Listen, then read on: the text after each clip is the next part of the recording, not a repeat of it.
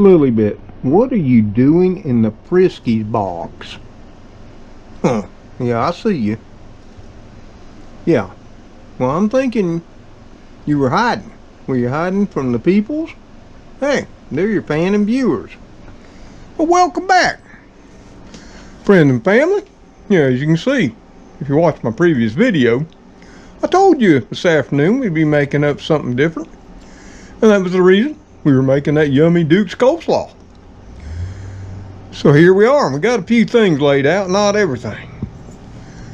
But what we're going to be making, sort of kind of obvious. We're going to be making up some tuna fish salad. Not any tuna fish salad. We're going to be making up my version, which is built on my great-grands and grandmother's version, and of course my mother's, which all three generations came through a tragic time in America, the Great Depression. And that's what I want to talk about first. You see, during the Great Depression, wages were extremely low if you could have a job. Food prices actually became deflated. But one of the cheapest proteins on the shelf, yep, canned proteins, you got to understand they were in the mountains of Pennsylvania and New York at the time. Yeah, it wasn't like they were going to the coast getting no fresh seafood. That wasn't happening. But one of the things, and it was real popular during the Great Depression, was canned tuna. And you could buy them for a nickel a can.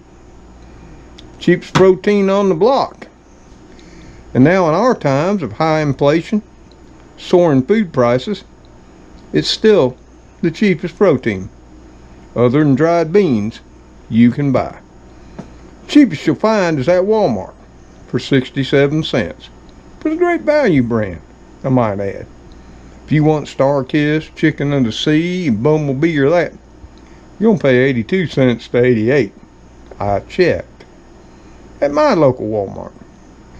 The other thing, almost always, that would be in there, would be an onion. Yeah. Why? They were cheap back then, and they're still fairly reasonable now. 3-pound bag of these in 1932 to 1933 would cost you 17 cents. And we're going to add another thing that was sometimes, not all the times, put in the tuna fish that the ladies in my family, you know, the elder ladies, made. Let me get it out of the fridge, okay? And what would that ingredient be? Well, it would of course be celery. And why did I say sometimes it'd be in there and sometimes not? Well, back in the 50s and 60s, I know for darn sure, you just didn't wander down to your local grocery, especially in Johnsonburg or Bradford, and find fresh celery in your local little market. And yeah, they were little storefront places. You know, there weren't no mega stores back then, or box stores. There were little storefront stores. General groceries. Yeah. But when there was, they'd be putting them out in crates right out front to show you the fresh produce that they had.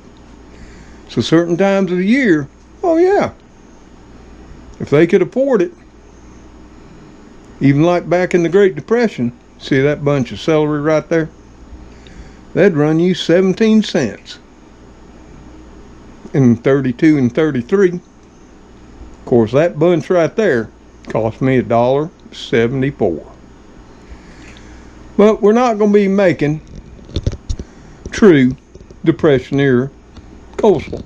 Or not coleslaw. We're not going to be making true Depression tuna fish salad today. Because we still got a few shekels in our pocket. And we ain't got to that point yet. Even though social media is for sure. We're in worse times than the Great Depression. I would tend to disagree. They might be coming. So buckle up and tighten your belt, folks. But I'm going to be adding a stalk of that fine green sweet celery. But along with that, I'm also going to add some spices. Now, you know, with my great-grands and my grandmothers, they threw in some salt. That's basically it. Maybe some pepper. Yeah, and I like pepper too. So I'll be putting some of that in there.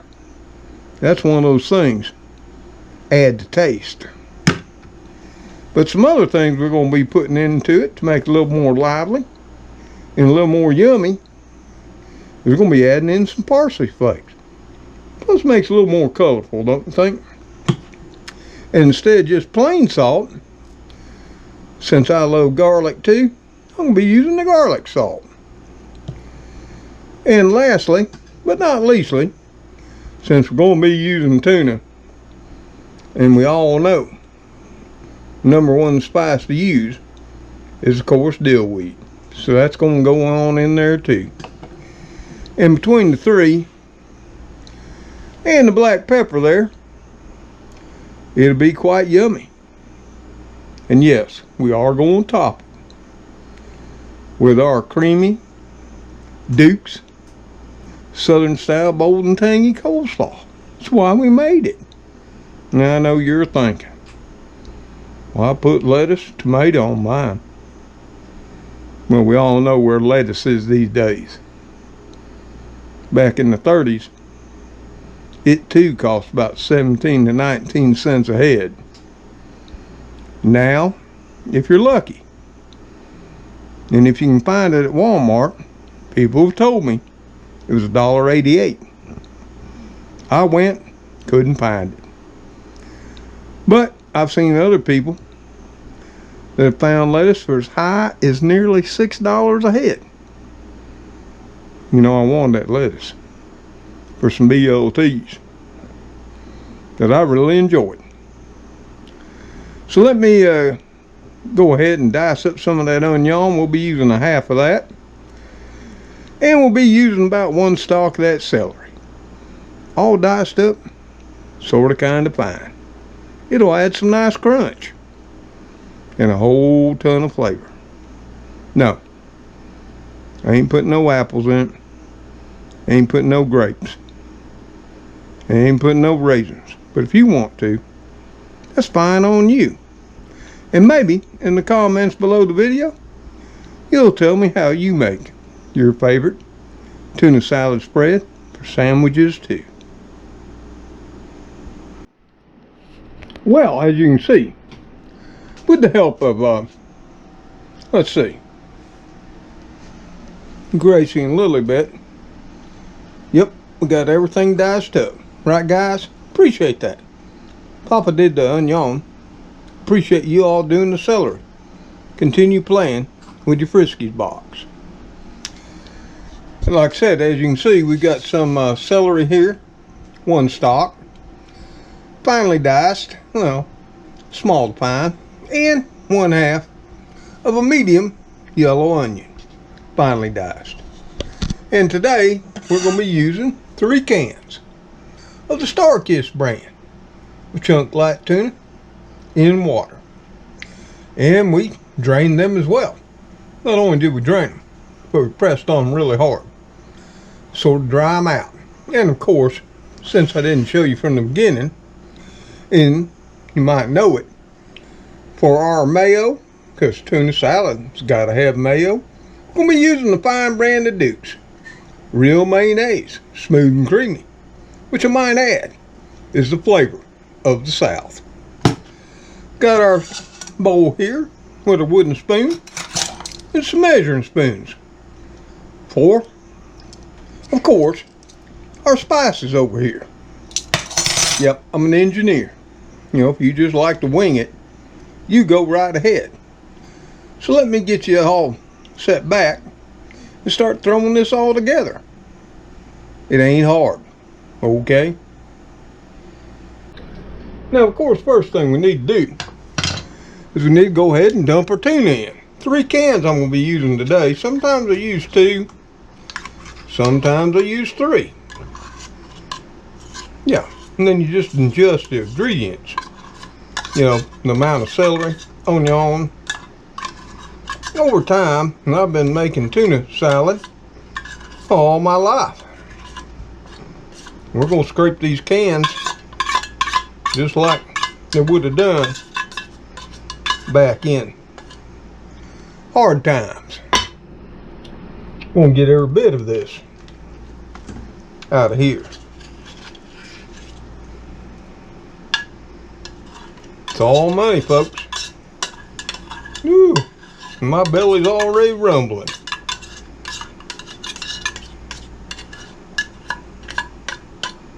No, I can't wait. And I might add, this will be all the more better if we let it set up overnight, but there'll be more. And what we'll have tomorrow will even be all the more better. Trust me, it will. Now, something you might like to put in, which I have on occasion, is some lemon juice. And that's quite popular. It wasn't in my family, because we just didn't have it. And those darn lemons cost a lot of money. So we got our 3 cans of well-drained, star-kissed light tuna and water. Right on in there. To that, we're going to slide in that half a yellow onion. Yep, sort of distribute it like I always tell you to do, so you ain't got to get all tired mixing it all in.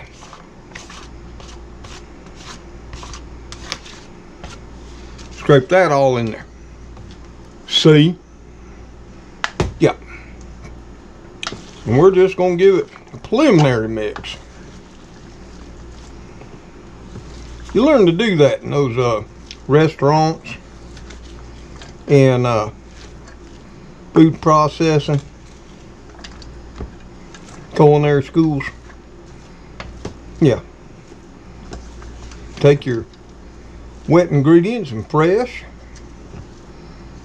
and give them a preliminary mix up before you put in your seasoning and your sauce. Now, next thing up the bat is going to be, for me, it's going to be the black pepper. Yeah, buddy. This will make it all the better. Trust me, this surely will. We're putting in a half teaspoon. Seems like a lot. If it seems like a lot to you, put in a quarter and adjust the taste. For garlic salt, we're going to also be adding, and this will give us our salt and our garlic flavor. We don't want to get carried away with it. We're going to get out a half teaspoon. I might add, in case you were watching, I put a teaspoon of that pepper in there. That wasn't a mistake. A teaspoon, 1/2 at a time. Parsley flakes. Parsley's a mild herb. You ain't even gonna notice it. And lastly, we're gonna throw us in a half a teaspoonful, sort of kind of heaping, of dill weed. Yep, that's the way I like it. I'm sure you'll let me know in the comments below the video just how you like it. You know, tuna's rather strong. Surely it is. But now we got to put some real flavor in it. We got to put in some dukes. Let me get a big spoon. This is our mixing spoon. and get one of these big ones. But before we do that, we're going to do the same thing. We're going to take the ingredients we have before they get all sort of kind of wet, and we're going to give her another complimentary stir up. Now, on the pepper, I'm a big pepper fan, just like I'm a big onion fan. You know, cut back on the pepper. Go with a 1/4 teaspoon. Taste what you got. If you can't hardly taste it, you know, you might want to up it. You know, 1/8 of a teaspoon at a time. If you ain't one of those measurers, like the old country engineer is, you know, take it and just sprinkle in to your heart's content. Let me give it a little preliminary taste before I add that luscious Dukes in there, okay? Yeah, that's pretty darn flavorful. Now, that 1 teaspoon of pepper, it's got some spice to it. So I'm probably telling y'all to back that off a bit, but that'll be calmed down once we get our Dukes in. There's no magic formula for how much mayo you put in. If you want to use Miracle Whip, Hellman's, Best Foods, whatever, Kraft, you go right ahead. We just sort of put it in till it gets more creamy. Now I'm getting a little low on Dukes. You can hear me scraping. So we might have to break out our reserve jar. Yep. I don't know. That's about 1/4 cup. Hold on. I got my hands all nasty. So we'll take the mayo spoon and we'll take that Dukes and we'll see if we got enough. Now here's the thing, and y'all know it. Tomorrow, that's tuna, that's celery and onions, is gonna soak up that Dukes. Yes, it is. We all know that. And rather than put so much in today and overwhelm it, it's best to put in enough to where it looks right now. And if you're gonna serve it after chilling it a bit, it'll be okay too. You'll smash that on down in there. Woo! Play with your food. You know, for what it costs nowadays, you might as well have fun with it. And right now, if I was going to serve that at the table, that'd be plenty creamy enough for me. Here again, we got to give it a taste test and see.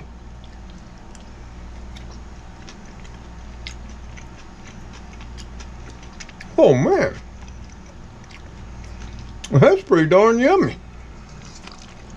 And like I said, I mistold you. I said I was putting 1/2 teaspoon of pepper in it, and I wound up putting a whole. But I'm liking it. But I do think it needs a little more Dukes. So let me break out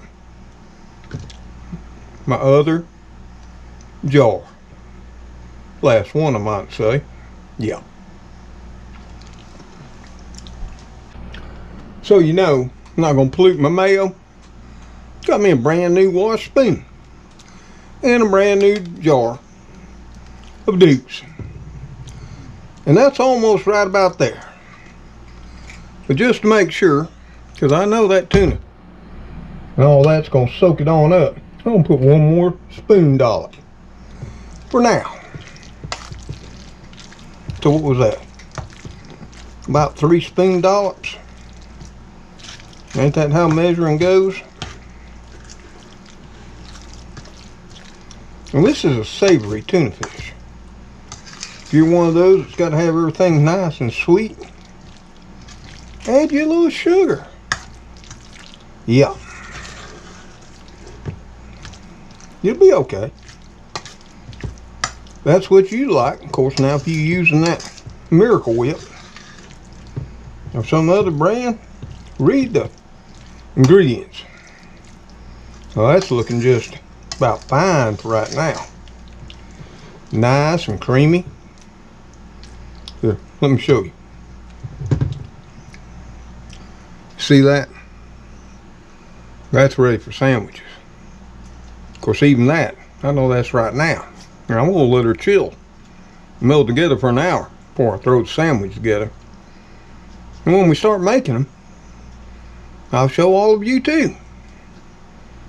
Yeah. Let me give it the final taste test before I cover it on up, slide it in the fridge, and clean up.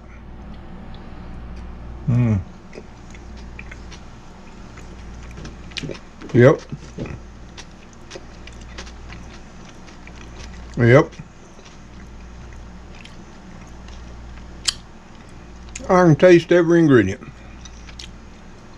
And with that amount of mayo, it really calmed that pepper down. So I'm liking it. I can taste the hint of dill, parsley, and just a touch of that garlic. And it don't need no more salt. You know? So we're gonna go ahead and slide this in the fridge for about an hour or so. And then we can all go into the den, watch a little YouTube while it all comes together. And we'll come back out and make our sandwiches. Okay? Well, we let those flavors all come together in our nice tuna salad. See right here? And we got out the Duke's Southern style Bolton Tang coleslaw we made just earlier. And we made up some of these here fine store brand hamburger buns. You know, with some butter, garlic salt, yeah, basil, red pepper, yeah. And that's what we're going to put it on. Woo! I mean, we fancy. We just like Wardolph or Story over there, or the Ritz. So, toasted our bread, and now we're going to take a nice dollop of this here tuna salad. We're going to drop her on there.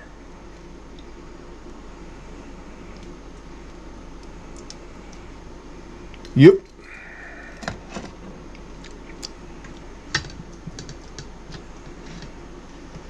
Drop some more on this one. This is going to be flavorful, y'all. Instead of just using white bread, spruce your bread up some. Make it a festive occasion.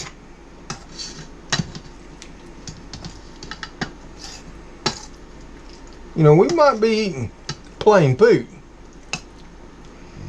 Yes, we might. But it don't got to be plain unless we want it to. We'll give this here coleslaw just a quick stir. Okay. And we're going to drop a little bit of that on there too. You know, like I say, we'd normally have some of that there fine iceberg romaine lettuce. That's just too expensive for us poor folk anymore. So we having to improvise. And, you know, when you think about it, coleslaw with cabbage, carrots, radishes, onion, it's way more better. Okay. So there we got it right there. You see that? Well, it's going to be yummy. It's going to be kind of messy. We're going to top on our toasted hamburger bun top, but that's okay. Some of it's going to squeeze right out. We don't mind. Because we get a fork. Whatever squeezes out, we'll eat up to. Now, when we can have a bite. Ooh, look at that. Let me give it a bite.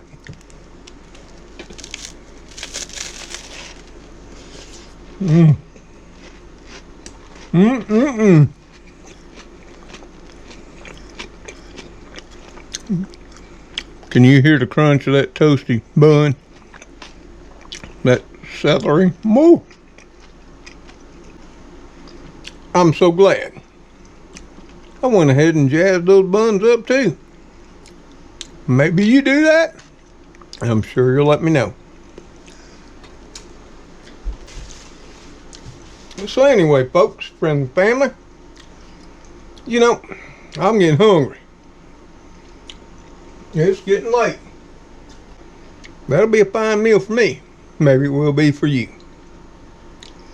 And hey, until I, you know, Gracie a little bit, Cleo, Spooky Speedy, Mr. Gray, sometimes he Cleo. See you on that next video. Y'all take care. Stay safe. And we got a cold one coming, so stay warm. Hunker down. Eat well. More calories means more body heat. And may you be blessed by God as you bless others in your life. Goodbye for now. Plus, come 5 o'clock, I gotta feed the kiddies. And they smelt that tuna. So you know they're not gonna let me be without giving them some too. They'll get some of that bumblebee chunk light in oil. That keeps the coat shiny and fills their bellies for the coming cold. Later on. Yeah. Of course, I could eat the coleslaw all by itself. Yep, I snuck some of this earlier. It's downright yummy.